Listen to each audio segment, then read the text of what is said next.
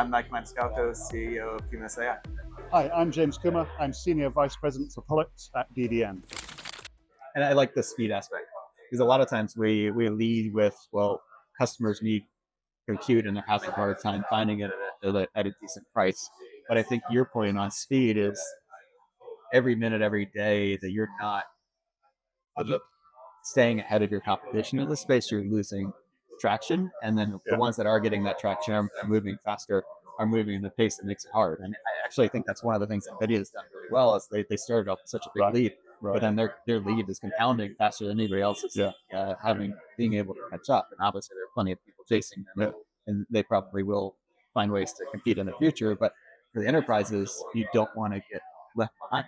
If you can partner with good storage partners, good networking partners, good cloud services partners, good GPU partners like NVIDIA, and have them help you architect the solutions and avoid some of the pitfalls and get things online faster, but also keep those systems online and maintain them. I think that's another big part of maintaining these large clustered systems is it's complex and there are a lot of moving parts and pieces. I equate it when I talk to neighbors, right? It's like you're redlining 1,000 Ferraris in a garage 24/7, 365.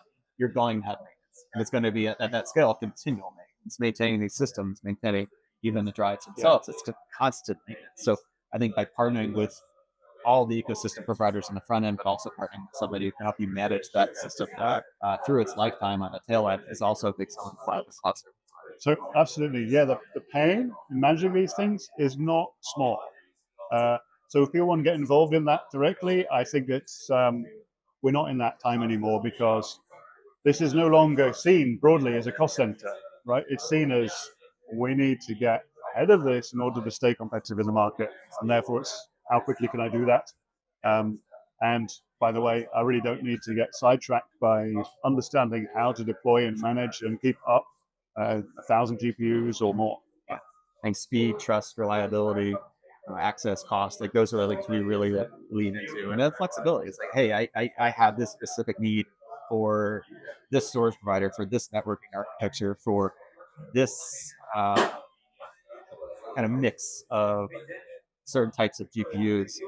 The cloud service provider can help you do that, and give you a little more flexibility of how you put all those pieces together. Particularly, I think the neo clouds also cater to a little more customization for the enterprises. Yes. Rather than if you were to go to one of hyperscalers and they say, well, these are our 3 flavors you have to choose from, and outside of that, we don't need to customize things all that much.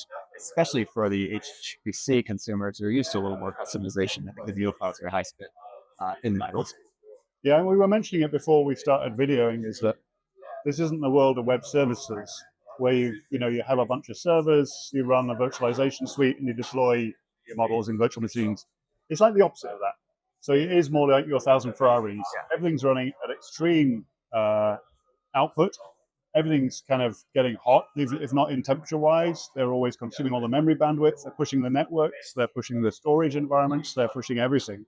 And so that's when you need extremely strong reference architectures, blueprints, and proven technology and technology combination in order to keep that thing stable and productive.